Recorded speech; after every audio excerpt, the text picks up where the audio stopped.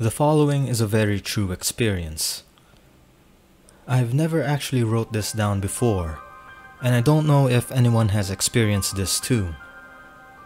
This happened between 1989 and 1990, and I was about the age of 4 years old. To this day, I still get chills thinking about it, and I wonder if in some way unknown, it changed me. My parents had a house in the Inland Empire of Southern California, and at the time my brother hadn't been born yet, so I was still the only child.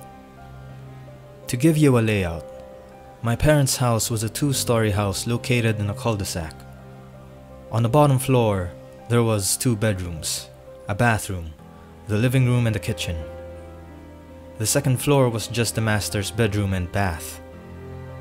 All you could see from the street was the garage and one of the bedroom windows on the bottom floor, and the window of my mom's bathroom on the second floor. To get to the front door, you had to walk along the cement pathway that ran along the side of the house. You had to pass the first bedroom that you can see from the street, then you pass the bathroom window, and then another bedroom window, and then you would be at the front door. The backyard was beyond that point. My bedroom at the time was the bedroom next to the front door. Now, for some reason, my blinds weren't completely down to the bottom of the window. There was about a 6-inch gap with nothing covering it. I was pretty young, so I didn't really care much about it then. The bed was in the middle of the wall. Across from my bedroom door and to the left was the window. According to my mom, this all happened right before midnight. My mother was asleep in her room upstairs and my dad was a policeman that worked nights in another city. I was fast asleep in my room and out of nowhere, I suddenly awoke, looking up at the ceiling. I don't know what woke me, or if I just popped awake on my own. After my eyes adjusted to the night's light of my bedroom, I sat up and started looking around my room. All of a sudden, something caught my eye at the window, in the gap. First, I thought it was the street light reflecting on the window, but I knew for a fact that there was only one street light, and what I was looking at was 2 obvious glowing spots that were spaced apart as if on someone's face. Then I thought, is that a cat looking at me? And yes, I vividly remember thinking these things, trying to debunk this at 4 years old. I had remembered then that my cat Chelsea's eyes would reflect at night. But this looked different than that. The cat's eyes would almost have different colors when reflecting. These were 2 very solid bright white glowing eyes, looking straight at me.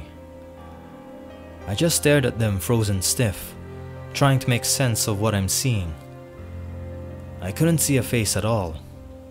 The eyes were just so bright, nothing else stood out. That void, or face, around the eyes looked blacker than night. I thought again, well, if this is a cat, how would a cat be big like a person, and why would a cat stand up to stare in my bedroom? The curiosity got me, and I went for it. I flipped my covers off, turned my little 4-year-old body towards the window, and put my feet on the floor. This is the moment the creepiest thing happened, and it will forever be burned into my brain. I got off the bed and got on my knees to get a closer look at this so-called cat. When at this very moment, this faceless pair of glowing white eyes begins to slowly and steadily tilt to the side, very similar to Michael Myers in Halloween. Eyes still locked on me, not blinking once. The feeling of dread and fear shot through my body. Completely terrified, I burst into tears immediately and booked it down the hallway, through the living room and up the stairs to tell my mom. Although I was going as fast as I could, it felt like it took forever. When I got to my mom, I was so upset. I couldn't get any words out. Tears were streaming down my face and my mom was becoming seriously concerned at this point. She was able to calm me down just enough for me to get out the words. There There are white eyes looking at me through my window, on the bottom. Stuttering and crying hard. "Are you sure?" my mom asked. I cry out, "Yes." She didn't even go down to look. She just called the police. I don't remember the time it took for them to arrive or what they said because I finally fell asleep in my mom's bed. I do remember faintly waking up to a knock on the door and my mom going to open it. The cop speaks to her and I hear her say, "Okay, thank you, good night," and she shuts the door. "Did they find it, Mommy?" I asked, half asleep. "No, honey. He said they couldn't find anyone." My mom told me softly, "It's okay now. Just try to go back to sleep." It's safe to say that the next day, my whole window was covered. Years fast forward, and I'm in middle school now. Every now and then, I would think about that night.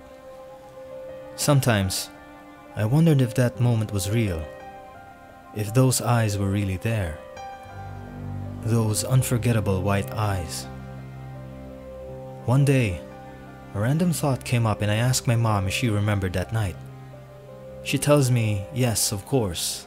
Why?" "I don't know. Just wondering, I guess," I said. Then my mom proceeds to say, "Well, I never told you this, but when the deputy came out that night, he told me they made it a priority to get out to our house as soon as they could, because not very long before I called 911, they received another call from someone else reporting that someone was looking in their window, in our same neighborhood." Hearing that sent chills down my spine, and to this day, I wonder who or what was looking at me that night.